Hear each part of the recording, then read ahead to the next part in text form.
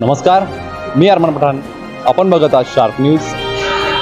आपलं शहर, आपलं गाव, आपली बातमी आपल्यापर्यंत पोहोचवण्यासाठी शार्प न्यूजची टीम नेहमीच कार्य करत असते.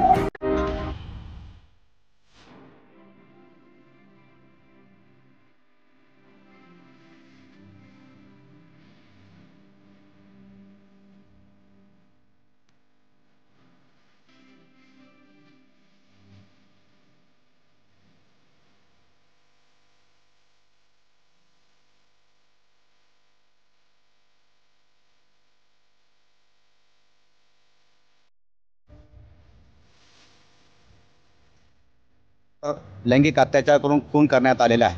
त्या समाजातला तो जो काय आरोपी आहे त्याची आज रोजी पोलीस कस्टडी रिमांड संपणार होती, म्हणून त्याला माननीय न्यायालयापुढे कुठल्याही प्रकारचा कायदा आणि सुव्यवस्थेचा प्रश्न निर्माण होऊ नये म्हणून त्याला आज पुन्हा आपण व्हीसीवर घेतलेला आहे. तशी विनंती तपासी अंमलदार यांनी केलेली आहे. तपासी अंमलदार यांच्या विनंतीला मान देऊन कुठल्याही प्रकारचा कायदा आणि सुव्यवस्थेचा प्रश्न निर्माण होऊ नये आणि म्हणून माननीय न्यायालयाने त्यांची विनंती ग्राह्य धरली आणि त्याला व्हीसीवर घेतलं. व्हीसीवर घेतल्यानंतर आरोपीचा पुन्हा आज 4 दिवस पोलीस कस्टडी रिमांड घेण्यात आलेला आहे. आरोपीला माननीय न्यायालयाने 1 डिसेंबर 2025 पर्यंत 4 दिवसाचा पोलीस कस्टडी रिमांड देण्यात आलेला आहे. यामध्ये पोलीस कस्टडीची कारणे अशी होती की आरोपीने ज्या मुलीवर लैंगिक अत्याचार करून खून केलेला आहे, तो खून त्याने ज्या हत्याराने केलेला आहे ते हत्यार अजून रिकवर झालेले नाही आहे आणि हत्यार वापरलेला आहे का याचा देखील तपास चालू आहे आणि त्या कारणावरून देखील पोलीस कस्टडी रिमांड घेण्यात आलेला आहे.